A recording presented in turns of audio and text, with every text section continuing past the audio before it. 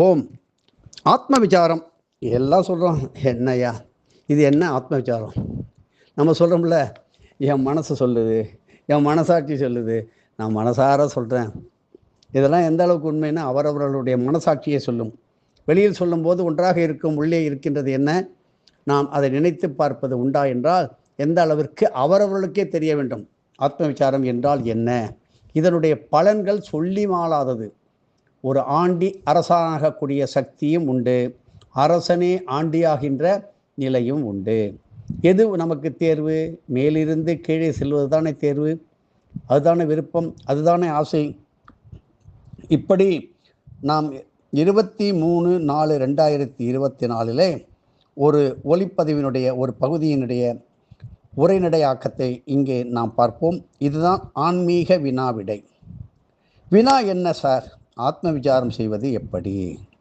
ஒரு ஏசியா ஒரு வரியில் கேள்வி கேட்டுட்டுங்கோ, நாங்கள் எப்படியா பதில் சொல்கிறது என்று சொன்னால், வாத்தியார் மகாராஜுக்கு ஒரு வந்தனம் போடுவோம். ஓம் ஸ்ரீ வாத்தியார் மகாராஜுக்கு ஜெய். ஆத்ம விசாரத்தை பற்றி கேட்டுள்ளார்கள். ஆத்ம விசாரம் என்றால் என்ன என்பதை முதலில் தெரிந்து கொள்ள வேண்டும். ஆத்ம விசாரம் என்றால் நான் யார், நான் யார், நான் யாருன்னு தெரியுமா? அப்படி கிடையாது. நான் யார், ஹூ ஆம் ஐ, நான் என்னவா இருக்கிறேன், இப்படி கேட்பது என்று சொல்கிறார்கள். இது சரிதான். இருந்தாலும் இதைவிட எளிமையான பேசிக்கான ஒரு சிம்பிளான இடத்தில்தான் ஆத்ம விசாரம் ஆரம்பிக்கிறது. அது என்ன? ஒவ்வொரு நாளும் இன்று எதை நினைத்தேன், எதை சொன்னேன், எதை செய்தேன், இவற்றுள் நல்லவை எத்தனை, கெட்டவை எவ்வளவு, இப்படி தினமும் நம்மை நாமே கேட்டுக்கொண்டு நம் எண்ணங்களையும் நம் வார்த்தைகளையும் நம் செய்கைகளையும் அலசி ஆராய்வதுதான் இந்த ஆத்ம விசாரத்தின் முதல் படி, ஃபர்ஸ்ட் ஸ்டெப். அப்படி நீங்கள் அலசி விட்டு சும்மா இருந்து விட்டால் எந்த பயனும் இல்லையே. ஆக என்னதாயா செய்யணும்? கெட்டவைகள் ஏதாவது இருந்தால் அதை கொஞ்சம் கொஞ்சமாக குறைச்சிக்கிட்டே வரணும். நல்லவை அதிகரிப்பதற்கும் நல்லதொரு திட்டம் தீட்டி மறுநாள் அந்த நலத்திட்டத்தை செயல்படுத்த வேண்டும். அப்படி செயல்படுத்திவிட்டு மீண்டும் மறுநாள் முடிவில் முந்தைய நாள் செய்தது போல் ஆத்ம விசாரம் செஞ்சு பார்க்கணும். இந்த நாள் எப்படி செஞ்சோம், இன்னைக்கு எப்படி செஞ்சோம், நாளைக்கு எப்படி செஞ்சோம், இப்படி ஒவ்வொரு நாளும் செய்ய வேண்டும். இவை அனைத்தையும் ஒவ்வொரு நாளும் இஷ்ட தெய்வத்திடம் குல தெய்வத்திடமும் அப்படியே ஒப்படைக்க வேண்டும். உங்களுடைய குலதெய்வம் ஏதோ அம்பாளோ இறைவனோ சிவனோ பெருமாளோ, இதெல்லாம் நான் நினச்சி பார்த்தேன், சிலது மறந்து போச்சு, இவ்வளோ நடந்தது, இத்தனை நல்லது நினச்சேன், இத்தனை தவறாக நினச்சேன், இது ஆசையோ இது எண்ணமோ இது பொறாமையோ எனக்கு தெரியலையே கடவுளே என்று மானசீகமாக ஒப்படையும். இதுதான் ஆத்ம விசாரம் செய்யும் எளிய ஆரம்ப முறை. தன்னைத்தானே விசாரணை செய்து, அதான் விசாரம். ஒரே விசாரமாக இருக்குது சார் அப்படின்னு இந்த காலத்தில் பெரியவர்கள் சொன்னார்கள்.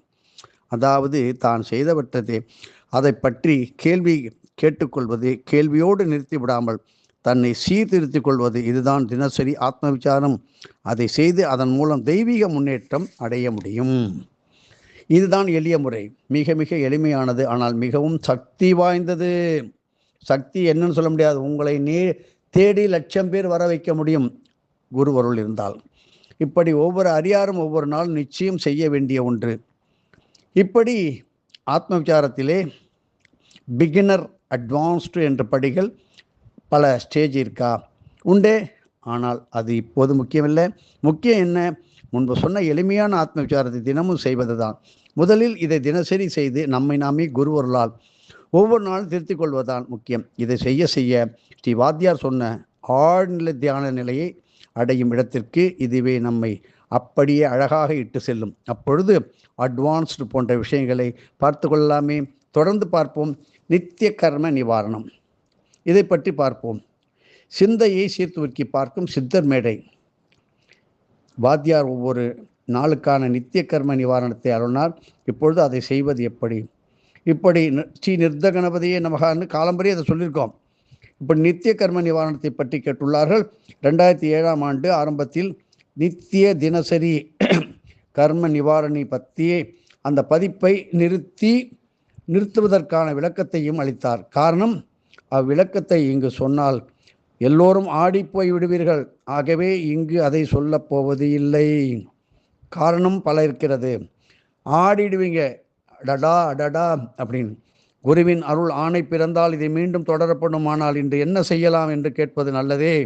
நித்திய கர்ம நிவாரணத்திற்கு முன்னால் நாம் ஒவ்வொரு நாளும் செய்ய வேண்டிய பற்பல எளிய வழிபாடுகளையும் சேவைகளையும் வாத்தியார் சொன்னபடி செய்ய வேண்டும். இவற்றில் நாம் தேர்ச்சி பெற்று, அதாவது விடாமல் கடைசி வரை செய்ய வேண்டும். உதாரணமாக ஒரு சிலவற்றை இங்கே பார்க்கலாம்.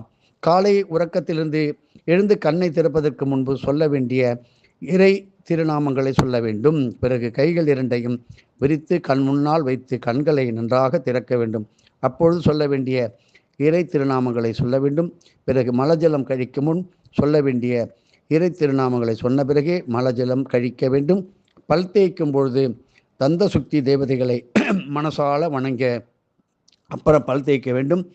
பல் தேய்க்கும் முன் என்ன செய்ய வேண்டும், எப்படி பல் தேய்க்க வேண்டும், முடிவில் என்ன செய்ய வேண்டும் என்பதை பற்றி நமது வாத்தியார் சொன்னதை கடைபிடிக்க வேண்டும். அடுத்து ஒரு டம்ளர் தண்ணீர் அருந்தி இரவில் ஏற்பட்ட உடல் சூட்டை தணிக்க வேண்டும். இதெல்லாம் கீழே அமர்ந்துதான் செய்ய வேண்டும், நின்று கொண்டு செய்யாதீர்கள்.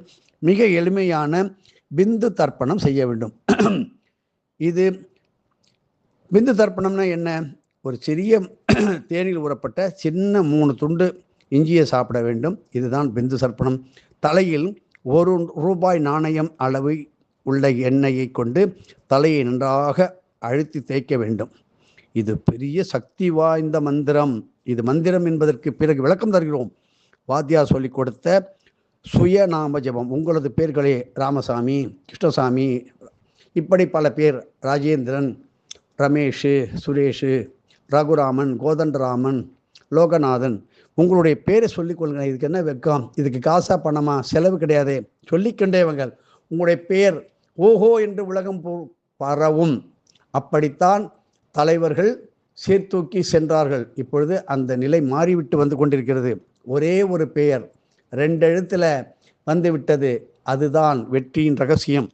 இப்படி வாத்தியார் சொல்லிக் கொடுத்த உங்களுடைய பெயரை சொல்லுவதுதான் அது சுயமா சொந்தமா உங்களுடைய பெயரை சொல்ல வேண்டும்.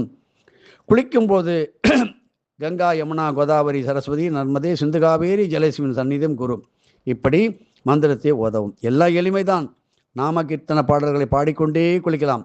ஏதாவது நாம சேர்த்து சினிமா பாட்டெல்லாம் வேண்டாம். ஏதோ இறை நாம பாடத்தை நம சிவாய வாழ்க, நாதந்தாள் வாழ்க சொல்லுங்க. ஓம் சகஸ் ஆபோகிட்டாம யோபபகா, இதெல்லாம் சொல்லலாம். இப்படி சந்தியாவந்தனம் தெரிந்தால் செய்ய வேண்டும். தமிழ் வேதங்களாகிய தேவாரம், திருவாசகம், திவ்ய பிரபந்தம், திருப்புகழ், இவற்றிலிருந்து 108 பாடல்களை ஓதி அன்றைய ரிஷி கடனில் ஒரு பகுதியை முடிச்சிருக்கேன். இப்படி வாத்தியாரிலேயே ஹோம முறைகள் என்ற புத்தகத்தில் சொன்னபடி கணபதி ஹோமம் செய்து அன்றைய தேவக்கடனை அடைக்க வேண்டும். வாத்தியார் சொல்லிய எளிய தர்ப்பண முறைகள் என்ற புத்தகத்தில் சொன்னபடி தினமும் தர்ப்பணம் செய்து அன்றைய பித்திருக்கடனை அடைக்க வேண்டும். ஒரு நாளுக்கு குறைந்தது 3 பாக்கெட் அன்னத்தை ஏழை மக்களுக்கு அளித்து அன்றைய மனித கடனை தீர்க்கணும். தேவக்கடன், பித்திருக்கடன், ரிஷிகடன், இப்படி மனித கடன். அப்படி எந்தெந்த கிழமைகளிலே எந்தெந்த கோயில் முன் பிச்சை எடுப்பவர்களுக்கு அன்னதானம் செய்ய வேண்டும் என்று சொன்னார் வாத்தியார். காக்கை, எறும்பு, புறா, பசு, எருமை, ஆடு, நாய் போன்ற ஜீவன்களுக்கு உணவு படைத்து அன்றைய பிராணி பட்சி கடனை அடைக்க வேண்டும். குலதெய்வம், இஷ்ட தெய்வம், சக்தி வழிபாடு என்ற இந்த 3 வழிபாடுகளை ஒரு சிறிதளவாது செய்து தினசரி செய்ய வேண்டும். வாத்தியாருடைய அங்காளி அந்தாதி, ஆயுர்தேவி பூஜை, நட்சத்திர பொற்பாத திரட்டு, இரட்டை கணபதி காப்பு போன்றவற்றை ஓத வேண்டும். வாத்தியார் சொன்ன எளிய தியான முறைகள் என்ற புத்தகத்தில் சொன்னபடி சிறிது நேரமாவது கண்ணை மூடிக்கொண்டு இறை தியானம் செய்யுங்கள். ஸ்ரீ வாத்தியார் காயத்ரி தபஸ் என்ற புத்தகத்தில் சொன்னபடி காயத்ரி முத்திரைகளை பயிற்சி செய்யுங்கள். ஒவ்வொரு நாளும் ஸ்ரீ வாத்தியார் சொன்னபடி 108 கோபுர கலசங்களை தரிசனம் செய்ய வேண்டும். கோபுர தரிசனம் கோடி பாப நாசனம். எல்லாம் பாபங்கள்லாம் நாசமாக போயிடும். பாவமே இருக்காது, புண்ணியம் தானே வரும். அப்புறம் சன்னதிக்கு மேல் இருக்கும் விமான கலசங்களும் இந்த கலச கணக்கிற்குள் வந்துவிடும். மேலும் ஒவ்வொருவரும் ஸ்ரீ வாத்தியார் சொன்ன வைராக்கியங்களுடைய எதையாவது ஒன்றை கெட்டியாக பிடிச்சு கொண்டு அதை விடாமல் தினசரி செய்யுங்கள். வைராக்கியங்களை பற்றி தெரிந்து கொள்ள ஸ்ரீ வாத்தியார் வைராக்கியங்களை பற்றி எழுதிய பல புத்தகங்களை படித்து தெரிந்து கொள்ளுங்கள். ஒவ்வொரு நாளும் குடும்பத்துடன் ஸ்ரீ வாத்தியாரின் சொற்பொழிவுகளை கேட்பது மிக மிக நல்லது. ஒவ்வொரு நாளும் குடும்பத்துடன் அடியார்களுடன் ஒரு அரை மணி நேரமாவது இறைநாம கீர்த்தனம் செய்வது மிக மிக நல்லது. இதை நாமங்களையோ இறை நாமங்களையோ காயத்ரி மந்திரங்களையோ ஓதிக்கொண்டுதான் உணவு சமைக்க வேண்டும். வீண் பாட்டு, கூத்து, கரண்டியை தட்டுறது, சாமானை தடார் என்று வைப்பதெல்லாம் செய்யக்கூடாது. அப்படி சமைத்த உணவை ஆற செய்து சுவாமிக்கு படைத்த பிறகே உண்ணுங்கள். உடல் ஆரோக்கியமாக இருக்கும், வியாதி வராது. உண்பதற்கு முன்பு சொல்ல வேண்டிய மந்திரத்தையும் சொல்லுங்கள். உண்ணும்போது ஒவ்வொரு கவளத்தையும் ஒரு இறைநாமம் சொல்லி கொஞ்சம் நமச்சிவாயா, நாராயணா, கேசவா, கணபதியே, முருகா அப்படி சாப்பிட்டுட்டே வாங்க. இரவில் இரவு வந்துட்டு படுக்கும் உண்டு ஸ்ரீ வாத்தியார் தமிழில் அருளிய ராத்திரி சுத்தத்தை ஓதி உறங்க செல்ல வேண்டும். கண்ணை மூடிண்டு காயத்ரி மந்திரத்தையோ மற்ற மகா மந்திரங்களையோ ஓதி அந்த நினைவிலேயே அப்படியே தூங்கிடுங்க. இது போல வாத்தியார் எத்தனையோ தினசரி கடமைகளையும் வழிபாடுகளையும் நம்ம செய்ய சொன்னார். இங்கே உதாரணமாக ஒரு சிலதான் சொல்லப்பட்டது. இது அடியார்கள் ஒவ்வொரு நாளும் செய்ய வேண்டிய பற்பல இன்னும் இருக்குது. இவற்றை எல்லாம் வாத்தியார் ஏன் செய்ய சொன்னார் என்றால், இந்த கலியுகத்திலே மனித வாழ்க்கையை சீர் அமைத்து தெய்வீகமாக ஆக்குவதற்கு இது ஒன்றுதான் வழி என்ற காரணத்தால். ஆகவே முதலில் இதை செய்ய முற்படுங்கள். உங்களுக்கு உடனே குரு அருள் கிட்டும். எதுவும் என்னுடையதல்ல, அனைத்தும் உடையவர்களா அருணாச்சலா. இது இந்த ஜூன் மாதம் 2026 பக்கம் 43, 44, 45 கொடுக்கப்பட்டுள்ளதை மனதில் தேர்ந்து புத்தகத்தையும் வாங்குங்கள். புத்தகம் நீங்கள் வாங்கும் பொழுது அது அன்னதானத்திற்கு பல தானத்திற்கு செல்லும் பொழுது நீங்கள் செய்த அன்னதானமும் வித்யாதானமும் மாங்கல்ய தானத்திற்கும் இது செலவிடப்படுகிறது. இது யாருக்கும் சம்பளமாக போவதில்லை என்பதை தெரிந்து கொள்ளுங்கள். இப்படி நல்ல கர்மா எது, கெட்ட கர்மா எது பற்றி பார்ப்போம். எதுவும் என்னுடையதல்ல, அனைத்து உடையதல்ல. அருணாச்சலா.